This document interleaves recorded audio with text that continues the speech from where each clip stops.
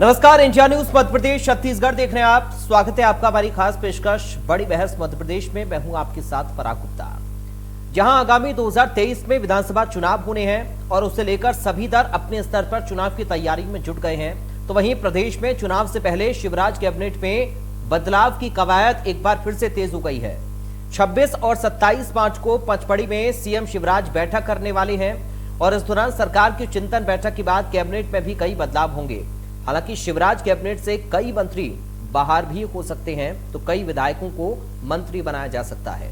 बैठक में मंत्रियों के कामकाज की समीक्षा भी होगी। खराब प्रदर्शन वाले मंत्रियों को पदमुक्त किया जाएगा। जानकारी के मुताबिक अब तक खराब प्रदर्शन करने वाले विभागों की लिस्ट में जनजाति और अनुसूचित जाति कल्याण मंत्री मीना सिंह, पशुपालन मंत्री प्रेम सिंह पटेल, भरत सिंह कुशवाहा, सुरेश धाकड़ और ओपीएस भदौरिया शामिल हैं। माना जा रहा है कि इनमें से 3 से 4 मंत्रियों की कुर्सी छिन सकती है और इनकी जगह सीएम के करीबी पूर्व मंत्री रामपाल सिंह, पारस जैन, संजय पाठक, राजेंद्र शुक्ला को कैबिनेट में जगह मिल सकती है।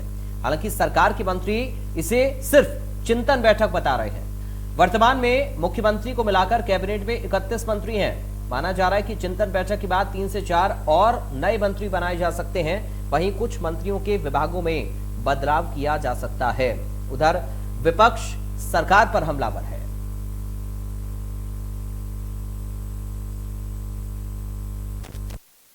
26 और 27 को जो पचमढ़ी में चिंतन कैबिनेट बैठक हो रही है, उसमें भी माननीय मुख्यमंत्री जी ने जनता से अपील की है कि विभिन्न योजनाओं के बारे में या हमारी और सरकार के कार्य पद्धति के बारे में यदि जनता के कोई सुझाव हैं तो वो हमने आमंत्रित किए हैं, उन पर भी हम डिस्कस करेंगे। हमारी सरकार खुले विचार वाली सरकार है। माननीय मुख्यमंत्री जी ने स्थापित किया है कि हर वर्ग के विचारों को समाहित करके हम सरकार चलाएंगे। निश्चित रूप से 26 और 27 2 दिन में मध्य प्रदेश भारतीय जनता पार्टी का मंत्रिमंडल आगे आने वाले समय के हमारे कार्यक्रमों की रचना भी करेगा और हमारी सभी योजनाओं की समीक्षा भी करेगा। उनमें क्या कुछ हम परिवर्तन कर जनता को और ज्यादा लाभ दे सकते हैं, इसके बारे में हम विचार करेंगे। भारतीय जनता पार्टी सरकार और संगठन दोनों में अंतर्द्वंद खुल के मचा हुआ है और विस्फोटक स्थिति है। समीक्षा बैठक के बहाने लोगों को आश्वासन दिया जा रहा है कि पुराने मंत्रियों को हटाया जाएगा और वरिष्ठ नेता जो 2 साल से असंतुष्ट बैठे हैं उन्हें मंत्रिमंडल में जगह दी जाएगी। दूसरी तरफ सिंधिया जी अपने समर्थकों को किसी कीमत पर मंत्रिमंडल से हटने नहीं देना चाहते हैं। शिवराज सिंह चौहान का खेमा अलग दौड़ रहा है, सिंधिया जी का खेमा अलग चल रहा है। नरेंद्र सिंह तोमर अपना गुट बनाए बैठे हैं। बीडी शर्मा की संगठन की कोई पूछ नहीं है। भारतीय जनता पार्टी का बिखराव टकराव सतह पे दिखाई देने लगा है। यही भाजपा के पतन का कारण बनेगा।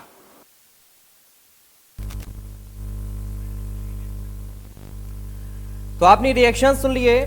कांग्रेस और बीजेपी की तरफ से, भारतीय जनता पार्टी की तरफ से ये खबरें हैं कि कई मंत्रियों की कुर्सी जा सकती है।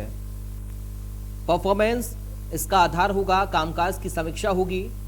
ये जो बैठक होने जा रही है इसमें कैबिनेट में बदलाव की संभावनाएं हैं। बैठक में चर्चा होनी है और खबर यह भी है कि कुछ नए मंत्री बनाए जा सकते हैं, कुछ विधायकों को मौका मिल सकता है, यानी कि नए चेहरे शामिल हो सकते हैं और पुराने चेहरों को हटाया जा सकता है या फिर बदलाव किया जा सकता है। कामकाज के आधार पर इसका फैसला होगा।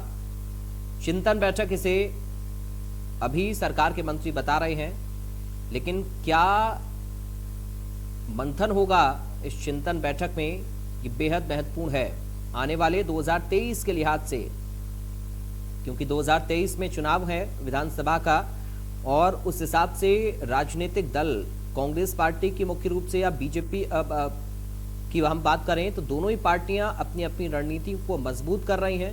संगठन पर फोकस किया जा रहा है, उसकी मजबूती पर फोकस किया जा रहा है और बीजेपी क्योंकि अभी सत्ता में है तो जाहिर तौर पर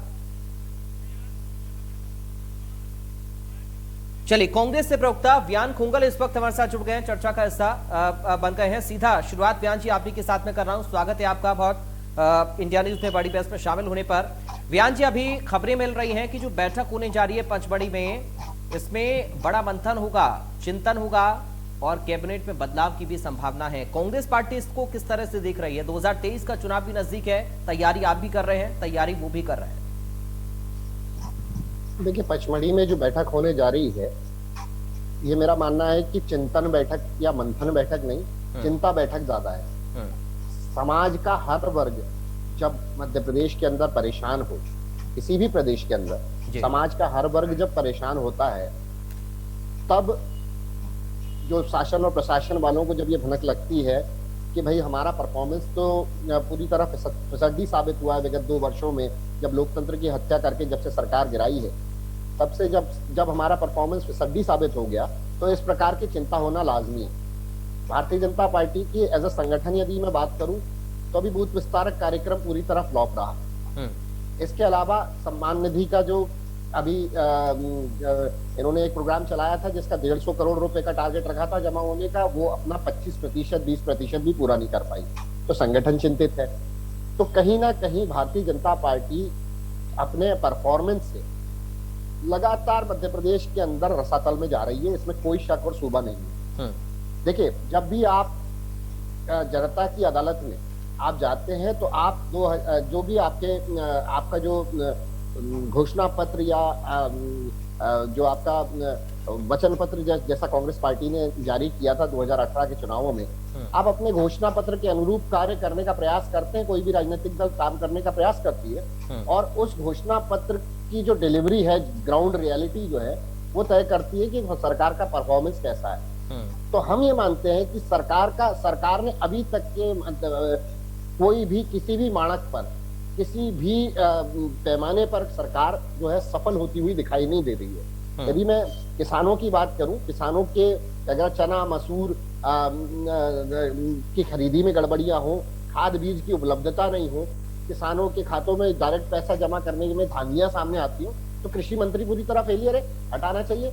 अगर रोजगार की मैं बात करूं, तो 1000 सीट के लिए जब 1.5 से 2 लाख लोग रोजगार के लिए अप्लाई करते हैं, तो आपके युवा एवं खेल मंत्री या अन्य जो हमारे इस विभाग से, इस काम से जुड़े हुए जो मंत्री है, वो फेलियर है। और यदि महिला सुरक्षा की बात करें, हमारा गृह मंत्रालय उसके लिए जवाबदेह है। महिला सुरक्षा के आंकड़े अगर मध्य प्रदेश में लगातार बढ़ते जा रहे हैं, महिलाओं की सुरक्षा को लेकर यदि सरकार गंभीर नहीं है, तो गृह मंत्री क्या देख रहे हैं? सिर्फ कश्मीर फाइल्स का प्रमोशंस के लिए गृह मंत्री बने हुए हैं, या अन्य मंत्री लगातार कोई ना कोई ऐसी बातें जिससे आम जनता के जो डायरेक्ट उनके मुद्दे हैं, बेरोजगारी, किसान आत्महत्या, महिला उत्पीड़न, जिन मुद्दों पर कांग्रेस लगातार इनको घेरने का प्रयास करती है, सदन से लेकर संसद तक हम लड़ते हैं जिन मुद्दों के लिए। आज महंगाई की बात कर लीजिए, 50 रुपए फिर केंद्र सरकार ने बढ़ाकर 5 राज्यों की जीत का और रंग पंचमी और होली का उपहार दिया है आम जनता को। ये सारे मुद्दे जो हैं, जब घेरे हुए होती है कोई भी सरकार या कोई भी संगठन, तो इस प्रकार की चिंतन बैठक और चिंता बैठकों के बहाने मीडिया स्पेस घेरने का कार्य करती है। लेकिन व्यान जी, बीजेपी कह रही है कि हम तो अपने पार्टी को, अपने संगठन को मजबूती के लिए बैठकें करते हैं। कांग्रेस पार्टी की तैयारी क्या है 2023 के लिए? क्योंकि आप इसको चिंता बैठक बता रहे हैं, बीजेपी के नेता इसको चिंतन बैठक बता रहे हैं और कह रहे हैं कि हम चिंतन करेंगे कि कैसे 2023 के लिए हमें आगे बढ़ना है मजबूती के साथ। कांग्रेस पार्टी क्या तैयारी कर रही है? क्या काउंटर है कांग्रेस पार्टी के पास 2023 के लिए? कांग्रेस पार्टी का घर घर चलो अभियान जो माननीय कमलनाथ जी के नेतृत्व में घर घर चलो अभियान चालू हुआ, चाहे वो हमारा जन जागरण अभियान हो जो हमारी AICC द्वारा संचालित हुआ, हमारे प्रोग्राम्स लगातार सक्सेस हो रहे हैं। आपके माध्यम से या मीडिया के माध्यम से जो चीजें जनता तक नहीं भी पहुंच पाती, कई बार ऐसा होता है, उन मुद्दों को लगातार जनता तक पहुंचाने का प्रयास कांग्रेस पार्टी करती है और करती आ रही है लगातार इस प्रदेश के अंदर। मध्य प्रदेश आज 4थे नंबर का सबसे पिछड़े हुए राज्यों में चला गया।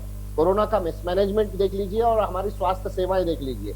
डेंगू और मलेरिया अभी फैला था पिछली बारिश के अंदर।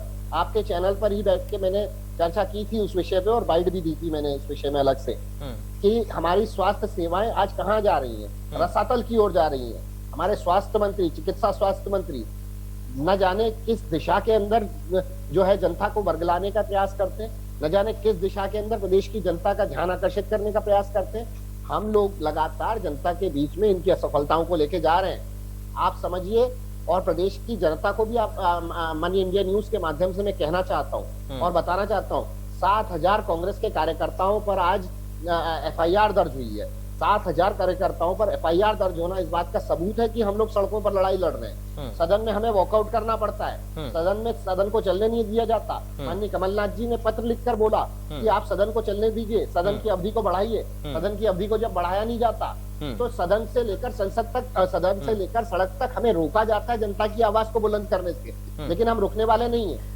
बयान जी, बेशक कांग्रेस पार्टी मेहनत कर रही है अपने संगठन की मजबूती के लिए। हमने खोल रहा है। अभी हालिया में चुनाव की बात करूं, उत्तर प्रदेश में अजय कुमार लल्लू ने बहुत मेहनत की, लाठियां खाई, गिरफ्तारी दी अपनी, और सड़कों पर दिन रात धरना प्रदर्शन किया, मेहनत बहुत की, लेकिन रिजल्ट नहीं मिल पाया। उत्तर प्रदेश का जो बुलडोजर है, अब मध्य प्रदेश में हम देख रहे हैं बुलडोजर बाबा की बात, अब बुलडोजर बाबा की चर्चा हो रही है। क्या आपको लग रहा है कि मध्य प्रदेश में अपने संगठन की मजबूती के लिए कांग्रेस पार्टी कुछ कर पाएगी? क्योंकि आरोप अंदर खाने ये भी लगते हैं कि साहब आपस में समन्वय नेताओं के बीच में नहीं है, सिर्फ फटौवल की स्थिति भी है। आप वरिष्ठ पत्रकार हैं और आपने करीब से मध्य प्रदेश को कवर किया। मध्य प्रदेश के बारे में आप अच्छी तरह समझते हैं मध्य प्रदेश की राजनीति को। मध्य प्रदेश में कांग्रेस एक छतरी के नीचे है, अगर समन्वय की मैं बात करूं तो, और उस छतरी का नाम है माननीय कमलनाथ जी का नेतृत्व।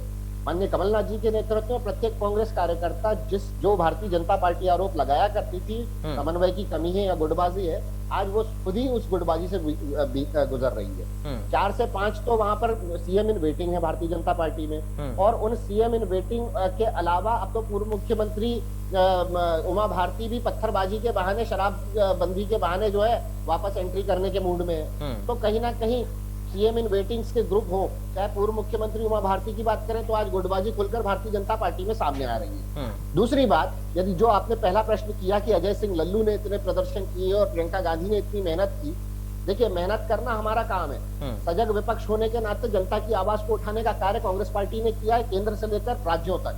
कांग्रेस पार्टी ने ही कोरोना का पूर्वानुमान किया था। कांग्रेस पार्टी ने ही लगातार इनकी नोटबंदी से लेकर जीएसटी से लेकर केंद्र सरकार के काले कृषि कानूनों से लेकर मध्य प्रदेश में इनकी सारे व्यापक घोटाला, डंपर घोटाला, ई टेंडरिंग घोटाला, प्याज खरीदी घोटाला, ये सारे घोटालों को उजागर करने का कांग्रेस पार्टी ने कार्य किया था। इन सारी चीजों से हमें ये समझना पड़ेगा कि हमें मेहनत करना तो बंद हम कर नहीं सकते, जनता की आवाज उठाना तो बंद नहीं कर सकते कि चुनाव के परिणाम हमारे विपरीत आ गए तो कल से हम जनता की आवाज उठाना बंद कर देंगे। इस देश के अंदर क्या हिंदू मुस्लिम अगड़ा पिछड़ा जहर घोलने की राजनीति चलेगी? इस देश के अंदर क्या एलपीजी और जो है पेट्रोलियम प्रोडक्ट्स के खाद्य पदार्थों के दाम जो आसमान छू रहे हैं उनको छोड़ के क्या हम कश्मीर? चलिए, राजपाल सिसोदिया हमारे साथ जुड़ गए। बयान जी, मैं चाहूंगा आप जवाब ले लेते हैं उनसे, हम राजपाल जी से हम सवाल ले लेते हैं। बीजेपी से प्रवक्ता राजपाल सिसोदिया जी, आपका बहुत स्वागत है सर, बड़ी बहस में आप शामिल हुए हैं। सवाल ये है कि ये चिंतन बैठक है या चिंता बैठक है? क्योंकि व्यान कुंगल कह रहे हैं चिंतन नहीं होगा, मंथन नहीं होगा, बल्कि चिंता करी जाएगी कि कैसे अब 2023 को फतेह करना है। हमारी कार्य पद्धति है, हमारे संगठन की कार्य पद्धति, हमारी सरकार की कार्य पद्धति सामूहिक रूप से बैठक, 1 to 1 बैठक, और बैठक के बाद में कार्यक्रम तय करना और कार्यक्रमों को नीचे तक ले जाने का काम करना। सरकार ने पिछले जो लक्ष्य तय करे थे उन लक्ष्य में कहां तक पहुंचे उसकी समीक्षा, और आने वाले समय में सरकार के माध्यम से जन कल्याणकारी कामों को नीचे तक पहुंचाने का एक पूरा ब्लूप्रिंट तैयार करना, एक समयबद्ध योजनाबद्ध तरीके से कार्यक्रमों को नीचे तक पहुंचाना, योजनाओं को पहुंचाना। और उसके लिए अगर पार्टी विशेष करके सरकार और सरकार के मंत्रीगण माननीय मुख्यमंत्री जी के साथ बैठते हैं जी, और बैठकर और अच्छे से जन कल्याणकारी योजनाओं को नीचे तक पहुंचाने के विषय में चिंतन मनन करते हैं, तो मैं समझता हूँ ये हमारी कार्य पद्धति है। और जो कार्य पद्धति, जिस कार्य पद्धति से काम करते करते आज हम यहाँ तक पहुंचे हैं, जिससे हमें सफलता मिली है, और जिस कार्य पद्धति से हम लोग जन कल्याणकारी योजनाओं को जनता के बीच में ले जाने में सफल हुए हैं, अंत्योदय का हमारा जो लक्ष्य है, अंतिम पंक्ति तक सरकार की योजनाएं पहुंचे, हितग्राही मूलक योजनाएं पहुंचे, और उनको पहुंचाने के लिए सरकार और सरकार के मंत्रीगण समय समय पर आप साथ में बैठकर सामूहिक रूप से निर्णय ले, ऐसा हम करते आए और करते रहेंगे। अब कांग्रेस को बजाय हमारे चिंतन बैठक या चिंता बैठक या जो भी बैठक वो नाम दे रहे हो, उस बैठक पर ध्यान देने के बजाय इस बात पे ध्यान देना चाहिए कि वो लोग कहाँ है, उनकी क्या स्थिति है। क्या वो मध्य प्रदेश में उन गुंडों के साथ है जिनके गुंडागिर्दी, दादागिर्दी, गरीबों के शोषण करने वाले और बहन बेटी की तरफ बुरी नजर से देखने वाले, दुराचार करने वाले जो मध्य प्रदेश की धरती पे, उनके खिलाफ कार्रवाई जब हम करते हैं तो कांग्रेस के पेट में दर्द होता है। जब हम बुलडोजर से उन इस प्रकार के गुंडों के मकानों को ध्वस्त करते हैं, उनको सिर्फ जेल पहुंचाने तक नहीं बल्कि उनकी पूरी व्यवस्था ध्वस्त करके और ये मध्य प्रदेश शांति का टापू और उसकी शांति को भंग होने से रोकने का काम करते हैं तो कांग्रेस को तकलीफ होती है। ठीक है, लेकिन राजपाल जी आप ये बताइए सर, इस बैठक के बाद कितने मंत्रियों की कुर्सी जाने वाली है? ये बैठक किसी भी मंत्री की कुर्सी जाने के लिए या किसी मंत्री की कुर्सी दिलाने के लिए नहीं है, किसी विधायक को मंत्री की कुर्सी दिलाने के लिए नहीं है। वास्तविक में यह बैठक जो है, यह मध्य प्रदेश के मुख्यमंत्री शिवराज सिंह चौहान जी ने जो पिछले 2 वर्ष पूर्ण हुए हैं हमारी सरकार को, आज हमारे 2 वर्ष संपूर्ण हो रहे हैं। कल 23 तारीख को 2 वर्ष पूर्ण हो जाएंगे। आज 22 तारीख की शाम में हम बैठे हैं। ठीक आज से 2 वर्ष पहले हम सरकार में चौथी बार आए थे और आने के बाद में मुख्यमंत्री शिवराज सिंह चौहान जी ने पूरी संवेदनशीलता के साथ में समाज के सभी वर्गों को साथ में लेकर, सबके हितों का ध्यान रखते हुए, सबको अविश्वास करते हुए, सबको विश्वास में भरोसे में लेते हुए, सबका साथ सबका विकास और सबके विश्वास के नारे को सार्थक करते हुए हमने मध्य प्रदेश में नई ऊंचाइयां देने का काम किया है। यानी आप ये कह रहे हैं कि कोई बदलाव नहीं होगा कैबिनेट में? आप ये कह रहे हैं कोई बदलाव नहीं होगा? जी नहीं, इस बैठक में कोई बदलाव की क्या होगा फिर? बैठक में समीक्षा होगी, क्या काम की समीक्षा होगी मंत्रियों के? मैंने आपको बताया, अपनी बात को वहीं से शुरू किया था कि मध्य प्रदेश सरकार जो जन कल्याणकारी और जो योजनाओं पे काम कर रही है, उन योजनाओं के जो टास्क लक्ष्य पिछली बार तय किए थे उनकी समीक्षा, कहाँ तक हम पहुंचे, कितना हुआ और आने वाले समय के लक्ष्य निर्धारित करना, एक ब्लूप्रिंट तैयार करना, विकास का मॉडल तैयार करना, जन कल्याणकारी योजनाओं को, हितग्राही मूलक योजनाओं को हितग्राही तक पहुंचाने का ब्लूप्रिंट तैयार करना, ये सारे काम। ठीक है, चलिए इस पर अब व्यान जी से मैं जवाब ले लेता हूँ। व्यान जी, राजपाल जी कह रहे हैं किसी की कुर्सी नहीं जा रही है और हम आगे की रणनीति पर चर्चा कर रहे हैं, आप लोग हवाबाजी मत करिए। देखिए सर, किसी की कुर्सी जाए या ना जाए, ये जब पूरी सरकार एक तरफा फेलियर हो जाती है तो पूरी सरकार को जाना चाहिए और 2023 में पूरी सरकार जाने वाली है, इस बात से मैं आश्वस्त हूं। राजपाल जी तो कह रहे हैं ना सबने बेहतर काम किया, किसी की कुर्सी नहीं जा रही है। बेहतर काम किया तो जनता वोट भी देगी। जन कल्याणकारी योजनाओं की ये चर्चा कर रहे थे आदरणीय राजपाल जी, या जिन बातों को लेकर के बोल रहे थे कि हम ये डेवलपमेंट के काम हमारे जो रह गए हैं हम उनकी रणनीति बनाएंगे। अरे भाई साहब, यदि आपके डेवलपमेंट के कार्य इतने सबल होते, इतने संबल उनके अंदर होता, तो आज वो जन कल्याणकारी योजनाओं के कारण मध्य प्रदेश को अग्रणी राज्य बन जाना चाहिए था। पिछले 17-18 सालों से आपकी सरकार इस प्रदेश के अंदर, मध्य प्रदेश आज भी चौथा सबसे पिछड़ा हुआ राज्य और स्वास्थ्य सेवाओं से लेकर कई अन्य सेवाओं के अंदर अभी हैप्पीनेस का सूचकांक आया था, उसमें तो आप नीचे से तीसरे नंबर पर हैं। सारे पैमानों पर, सारे मानकों पर आप पूरी तरह फ्लॉप रहे और उसके बाद आज आपको जन कल्याणकारी योजनाएं और बड़ी बड़ी चिंतन बैठकें करनी पड़ रही है अपने लिए। ये चिंतन बैठक आपको कहीं सिंधिया जी के लोगों, सिंधिया जी ने तो मजबूर नहीं करती ऐसी चिंतन बैठक करने के लिए कि माननीय मुख्यमंत्री महोदय को कि सिंधिया जी की लॉन्चिंग ना हो जाए, सिंधिया जी को किस प्रकार से देखना है, किस प्रकार से उमा भारती जी को मैनेज करना है, ये जो संगठन के अंदर और जो सिंधिया जी को लेकर बड़ी चिंता हो रही है। व्यान जी आपको प्रोपेगेंडा कर रहे हैं, व्यान जी सिंधिया जी को लेकर बड़ी चिंता हो रही है, क्या बात है? क्योंकि यदि आपने जन कल्याणकारी कार्य किए होते तो आज मध्य प्रदेश, व्यान जी सिंधिया जी को लेकर बड़ी चिंता हो रही है सर, क्या बात है? जाना चाहिए था देश का, लेकिन आज मध्य प्रदेश जहाँ खड़ा हुआ है इस देश के अंदर, वो सारे मानक साफ चिन्हित कर रहे हैं कि आपने ठीक है। व्यान जी बहुत छोटा कमेंट चाहूंगा सर, सिंधिया जी को लेकर बड़ी चिंता हो रही है कांग्रेस पार्टी को। व्यान जी आपको आवाज मिल रही है क्या मेरी? जी व्यान जी, मेरा सवाल यह है कि सिंधिया जी को लेकर बड़ी चिंता हो रही है, समय समय पर कांग्रेस के नेता ज्योतिरादित्य सिंधिया का नाम लेते रहते हैं। जी, कांग्रेस पार्टी ज्योतिरादित्य सिंधिया का नाम लेगी ना। पहले हमारे साथ जब थे तो हमारे नेता हुआ करते थे, लेकिन जब आज अपना ईमान बेचकर, अपने पिता के पुण्य कर्मों को बेचकर, अपने विधायकों का सौदा करके जब उन्होंने भारतीय जनता पार्टी की गोद में जाकर बैठे तो उन्हें सिंधिया जी को जवाब देना चाहिए। चलिए ठीक है, 7.5 करोड़ जनता को, ठीक है, जिन मुद्दों को लेकर आप वहां गए थे भारतीय जनता पार्टी में, अतिथि शिक्षकों को लेकर। चलिए ठीक है, बहुत जल्दी से एक फाइनल कमेंट राजपाल जी से मिलूंगा। ठीक है, लाखों की संख्या में जो है, ठीक है व्यान जी, अब समय नहीं है, व्यान जी अब समय नहीं है, कर्मचारियों की, चलिए अब समय नहीं है सर। राजपाल जी बहुत छोटा कमेंट है, बहुत जल्दी से। मध्य प्रदेश की सरकार अपने एजेंडे पे काम कर रही है और एजेंडा सिर्फ और सिर्फ गरीब कल्याण का है। गरीब कल्याण और अंत्योदय के एजेंडे पे काम करते हुए मध्य प्रदेश को स्वर्णिम मध्य प्रदेश बनाने के संकल्प के साथ में आत्मनिर्भर मध्य प्रदेश बनाने के लिए शिवराज सिंह चौहान जी समाज के सभी वर्गों को साथ में लेकर सबको साथ कर सबके साथ सबका विश्वास और सबके विकास के लिए तत्परता से काम कर रहे हैं, पूरी संवेदनशीलता से कर रहे हैं। मध्य प्रदेश में किसी भी प्रकार की गुंडाई बर्दाश्त नहीं की जाएगी, किसी प्रकार से महिलाओं के साथ में अत्याचार अपराध बर्दाश्त नहीं किए जाएंगे। जो इस प्रकार के कृत्य करेंगे उनको नेस्तनाबूद कर दिया जाएगा। मध्य प्रदेश शांति का टापू है, शांति का टापू बना रहेगा। ठीक है, इसी दिशा में चलिए बहुत शुक्रिया सर, आज समय मुझे इतनी इजाजत दे रहा है। राजपाल जी आपका बहुत शुक्रिया, व्यान कुंगल जी आपका बहुत शुक्रिया। तो बदलाव के संकेत के साथ ये बैठक होने जा रही है, लेकिन इस चिंतन बैठक से मंथन क्या होगा ये देखना बेहद अहम होगा। नमस्कार।